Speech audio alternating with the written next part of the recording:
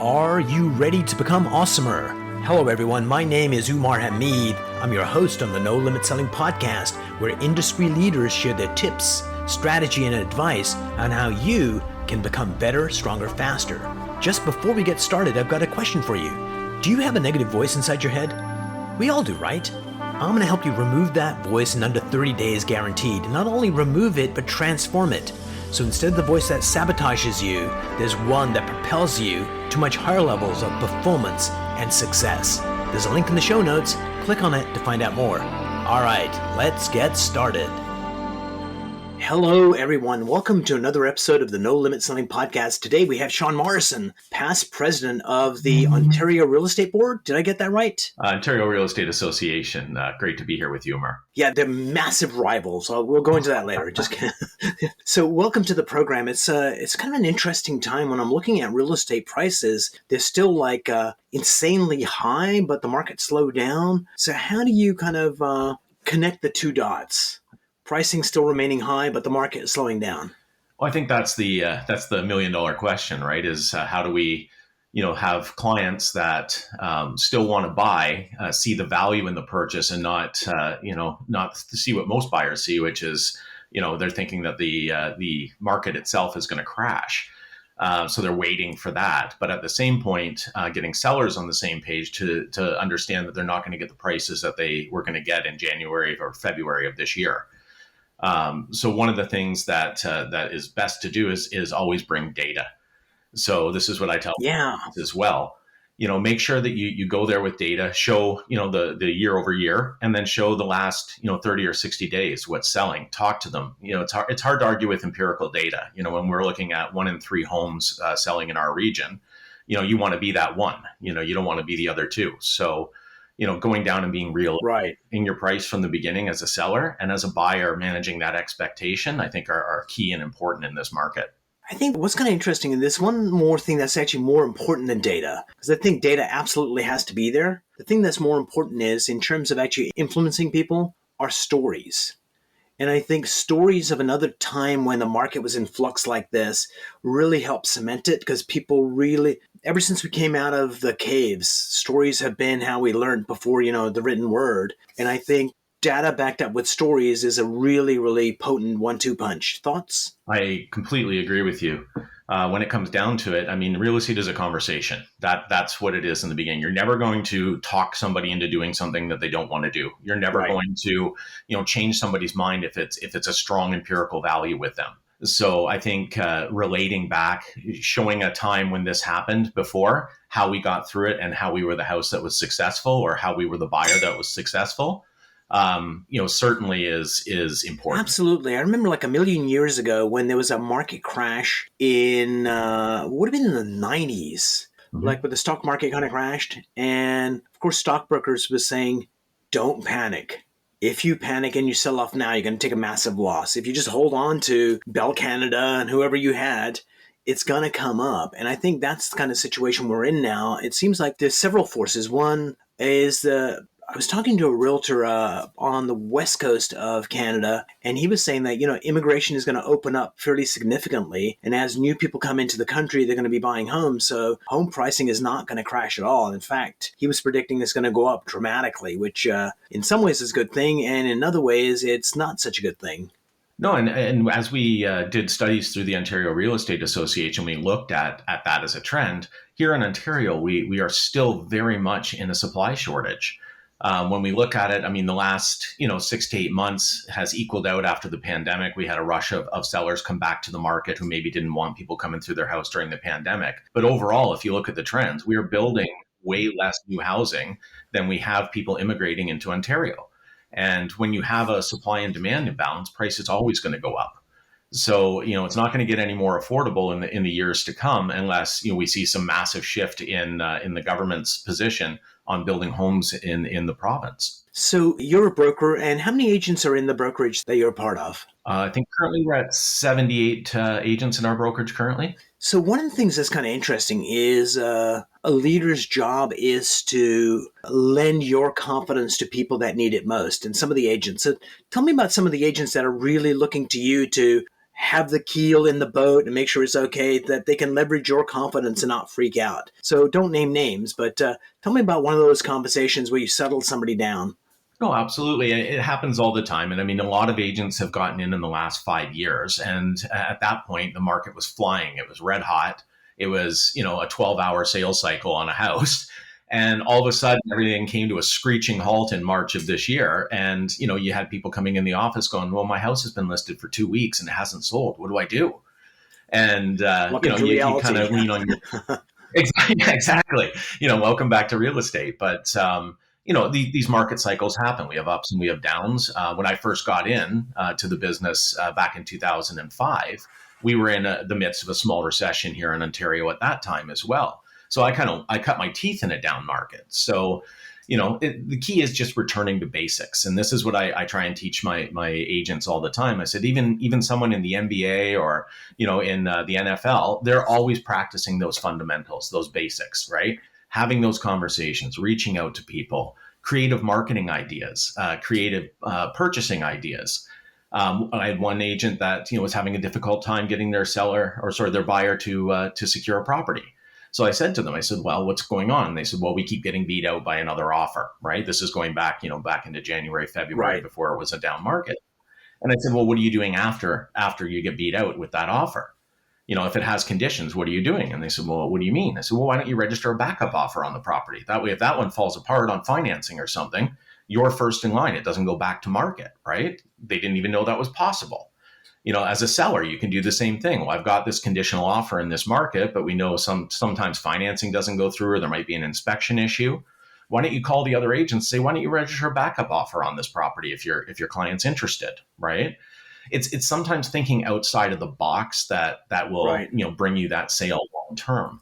But in any case, you have to get back to those fundamentals. You have to have those face-to-face conversations that we haven't been having in the last 2 years because of the pandemic. You have to get face-to-face with your clients. You've got to do check-ins with them.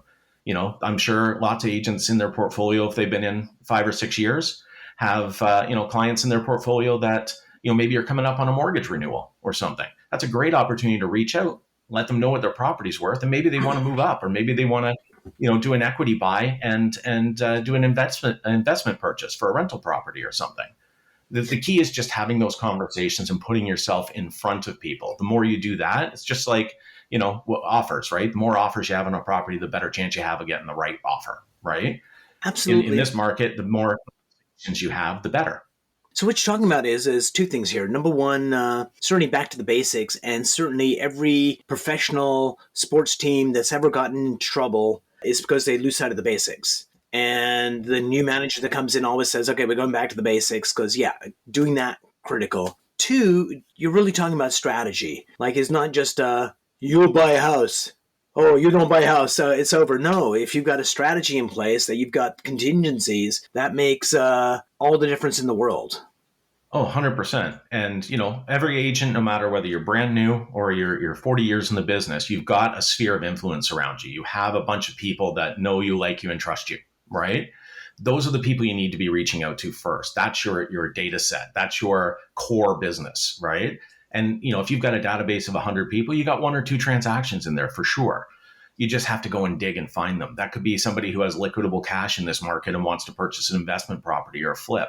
It could be, the son or daughter of somebody that you've transacted with in the past, or a friend or family member that's looking for their first house and needs someone to help guide them into that, into that position. It's in this market, it's who works hardest wins. You got to dig in, you've got to get back to the basics, and you got to do it every day. And I think that's kind of the key, because a lot of people get into the industry where it's like, hey, I want the flexibility and I want to do this and I want to do that. And at the end of the day, this is a job. And people that work hard and are strategic win. And people that are just trying to make this a hobby when it's supposed to be a full-time job, that is just a path that's paved with tears. Should have been a poet. I know it.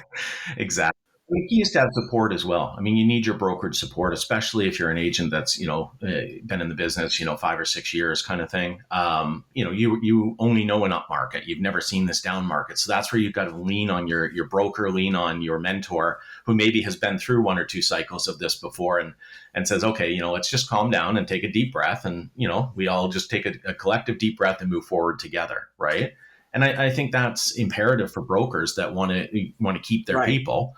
You have to offer more than just, the brokerage software and that. You've got to offer some sort of training. You've got to offer some sort of mentorship to people that maybe haven't seen this market before so that they can be successful through the market and thereby make your brokerage successful. So there are agents. We've discussed what it takes to be a good agent. Then we have brokers and we have team leaders.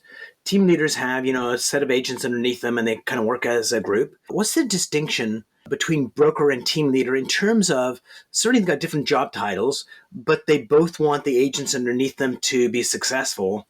Other than that, is there a difference between brokers and team leaders?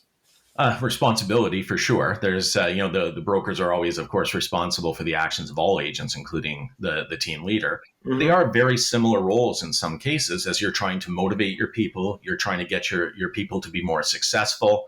And as you share in their success as the team leader or the broker, your team or your brokerage is more successful. I think the big difference there is that the team leader still has a broker. Right? They can go there, they can say, hey, how do I fire up my team more? How do I, move to the next level? Right. Is there something you can suggest, maybe a mentor, maybe, a trainer that I can engage with to fire up my team, right? The team leader usually is the one that has, a little bit more time on their hands because they're not out doing those appointments, but that time is spent trying to grow the business. And, at whatever stage you are, right, a brand new agent or a team leader with 40 people underneath you, you have to continue to learn. You have to continue to engage with the new techniques, and that way you can be more successful in the long term.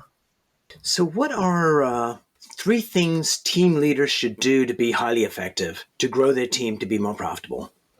In my opinion, I would say you have to lead from the front. You can't be in the ivory tower, barking out orders to your team and hope that they do that. You've got to be out there. You've got to be in touch with the market.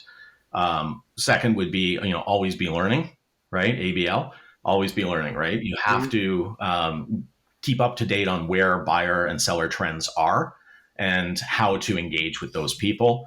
And then lastly, you got to motivate your people. You got to lead in a way that people want to be led. And sometimes that's a hard thing. You can be an amazing agent and then start a team and you're a terrible manager, or you're a great manager, but you're a terrible agent, right? It's not synonymous that if you're a great agent, you're a great team leader. That doesn't work that way. Leading people is different. So yeah. Sometimes I would say hire your weaknesses, right? If you know that you are terrible at social media, don't try and muddle through for your team. Spend the money and hire somebody to do it right. It's going to pay you back in spades, and you're going to basically look a lot more professional in the long term. And you'll keep your sanity. Yeah, exactly. I read this thing a while ago. If you have the money to fix a problem, you don't have a problem. Exactly. And which is kind of like, and a lot of people hold on to the money. It's like, no, I'm going to do it myself. And I was talking to somebody that one of their, it was a peer advisory group. One of their folks had sold his business for, $10 million. And he's at home figuring out what he wants to do next. And the air conditioning unit at the roof has an issue on his home. So rather than call somebody to go fix it, he goes up there to fix it, falls off the roof, breaks his back. Took him like a year and a half to recover and get back into action.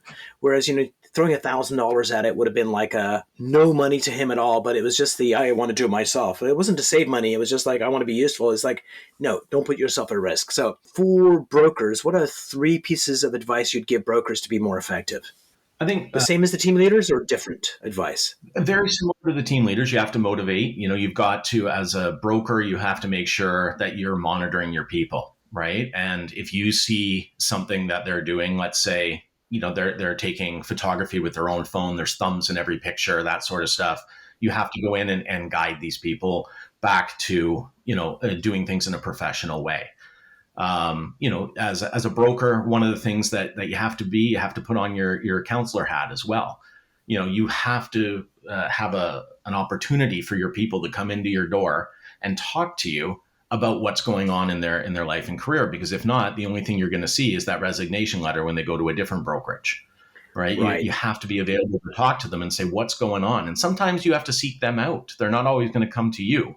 Leave the ivory tower if that's where you reside, right?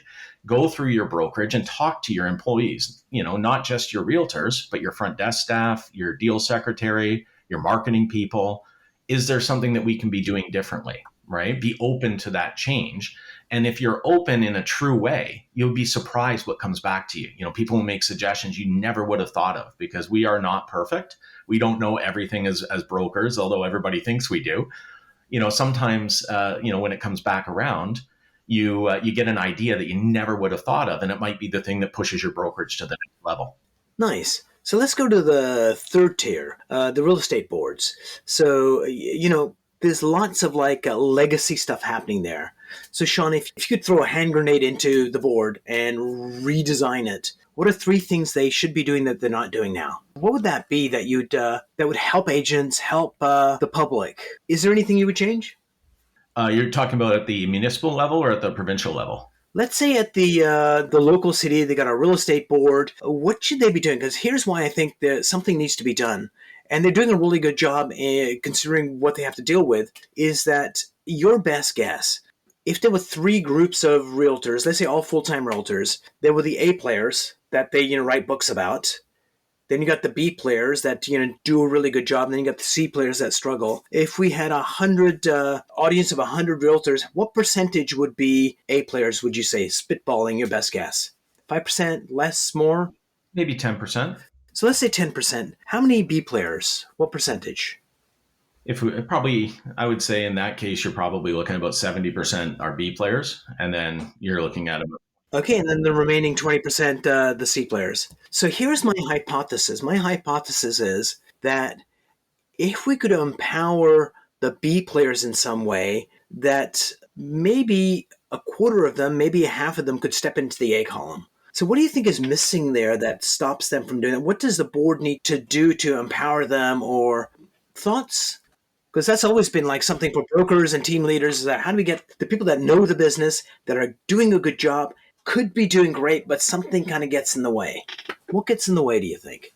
Yeah, I don't know if that would be a board issue or not. Might not be. Because, the board is there to essentially govern, MLS and bylaws of the association. I think when it comes to there, maybe not all boards need to exist, right? You could amalgamate and share data, which obviously more data helps in the sales process. But I think to motivate those people to go from a B to an A, they got to have the fire inside them to begin with. So whether that's the brokerage or the board or the team leader, you got to ignite that fire. And, it's not going to happen in everybody. You can't stoke everybody up to that level, but let's assume we're shooting for 50%. You need to find out what motivates that person and then press on that button to get them to respond. It really is an internal thing. I think the difference between a good agent and a great agent, or a good player and a great player, is that inside fire, that, insatiable thirst that when they get up in the morning, I'm not going to bed today until this happens, right? You've got to fire that up. And that's an individual thing. I don't think that's anything a board or a team leader can do as a blanket approach. Yeah. I think you've got to get down one with people and find out, what do you need? What drives you? What's the end goal that drives you? Is it, fantastic wealth and a Ferrari? Or is it, being able to retire at 55 years old with, 3 vacation houses? Or is it just the, racking one up on the board that it's just the numbers, just the, ringing the bell to get that done? What motivates you, and how do we get you from A to B? What's the goal? And I think goal setting is the biggest thing that anybody can do in that case to fire somebody up, is, talk to them about what that goal looks like. Right. Now let's reverse engineer that back to today. How many transactions do you need to do to get to that goal?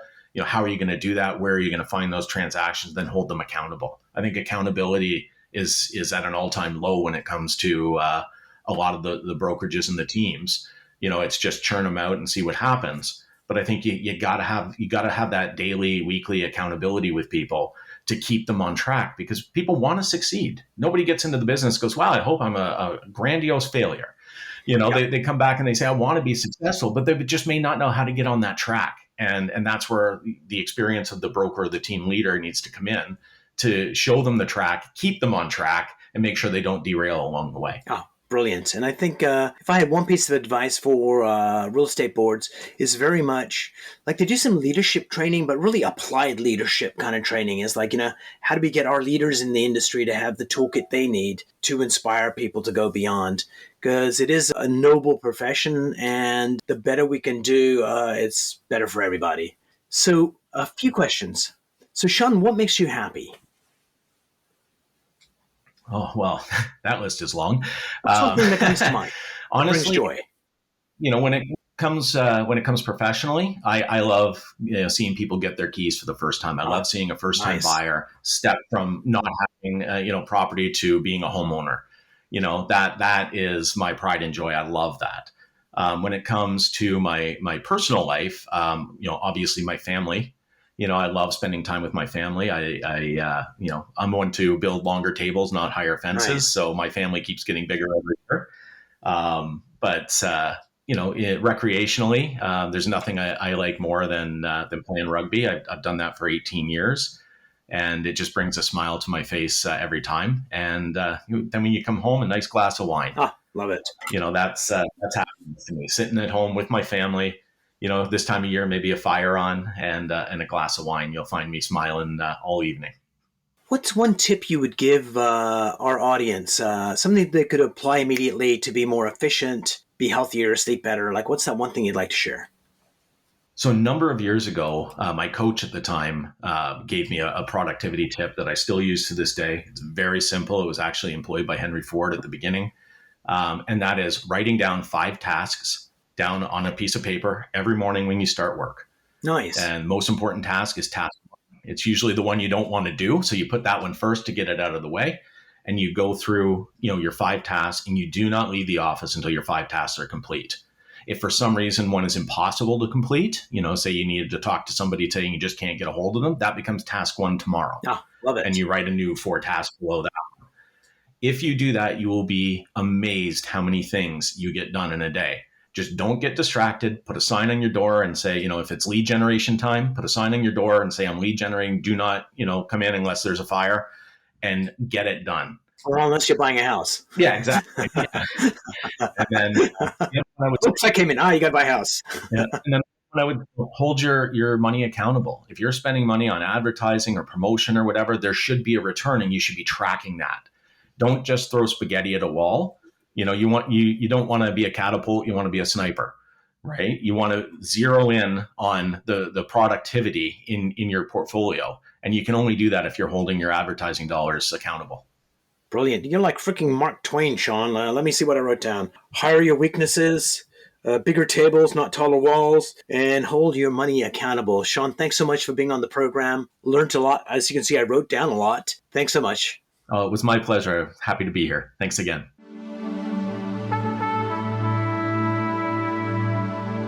If you enjoyed this episode, please go to iTunes and leave a 5-star rating. And if you're looking for more tools, go to my website at nolimitselling.com. I've got a free mind training course there that's going to teach you some insights from the world of neuro-linguistic programming, and that is the fastest way to get better results.